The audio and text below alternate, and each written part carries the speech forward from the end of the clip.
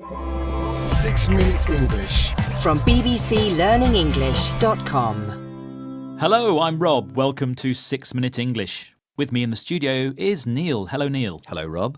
And in this programme, we're talking about tourism, but in a very special place, Antarctica. It's considered the last great wilderness on Earth. Wilderness means an area with no people and no agriculture because of the difficult living conditions. Yes, in Antarctica there are only research stations with scientists and a few tourists. Well, not so few. About 37,000 tourists are expected there this season. Many don't go ashore, but there's no denying that it disturbs the environment. That many? Yes. We're asking if it's fair for tourists to set foot, that means go to, such a sensitive environment. We'll also use some vocabulary related to Antarctica. By the way, Neil, do you know a lot about the South Pole? I've been reading that the ice caps, these are the thick layers of ice permanently covering a vast area of land in the Arctic and Antarctic, are melting due to global warming. Yes, and global warming is the increase in world temperatures due to the presence of carbon dioxide in the atmosphere. This gas and some others have been stopping the heat from the Earth escaping into space. You know what, Rob? I would like to visit Antarctica before it melts too much. I want to see the penguins. They're very amusing animals. Well, they are, yes. But penguins aside, what large resource can be found in Antarctica? That's my question for you today. Is Antarctica A, the world's largest coal field, B, the world's largest gold source, or C, the world's largest diamond source? I'm going to have a guess, because I don't know, that it's coal, A. Coal. Right, OK. Well, as usual, we'll give you the answer at the end of the programme. Well, I love travelling, but I wonder how that very sensitive environment in Antarctica is going to be preserved.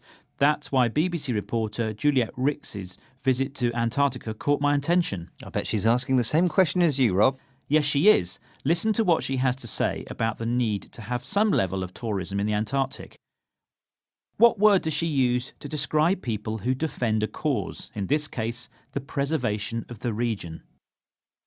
I'm all too aware that this is not my habitat. Like a scuba diver under the sea, I'm an alien visitor in the penguins' world. Which makes me wonder, should I be here at all? Am I, just by setting foot on this extraordinary continent, polluting the last great wilderness on Earth? All visitors leave a footprint, admits my tour leader, and we all tend to go to the same places, the accessible coastline, which is also where the penguins and seals go to breed.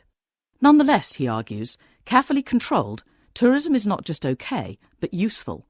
Without a native population of its own, Antarctica needs advocates, and tourism creates a global constituency of people ready to support, and indeed fund, its preservation. Not everyone is convinced that the benefits outweigh the risks, but most are pragmatic. The reporter uses the word advocates. That's what we call people who defend a cause or an idea.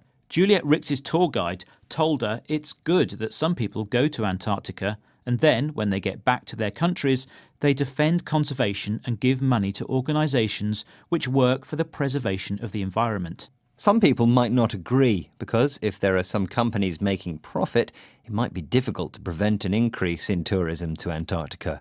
And what control do they have over the tourists?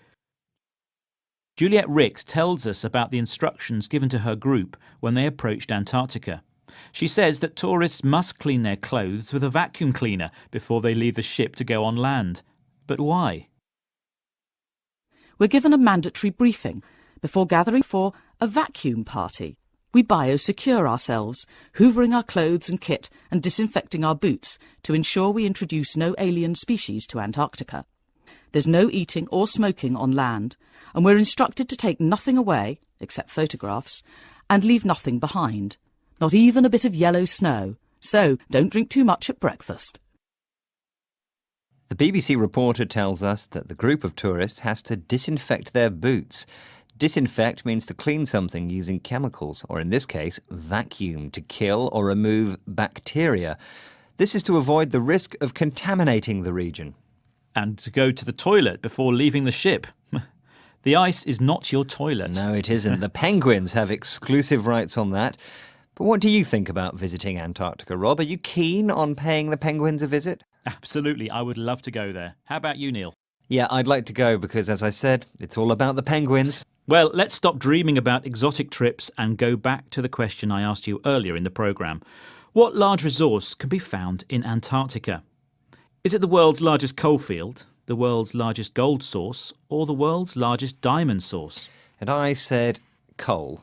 And you are indeed correct. Well done.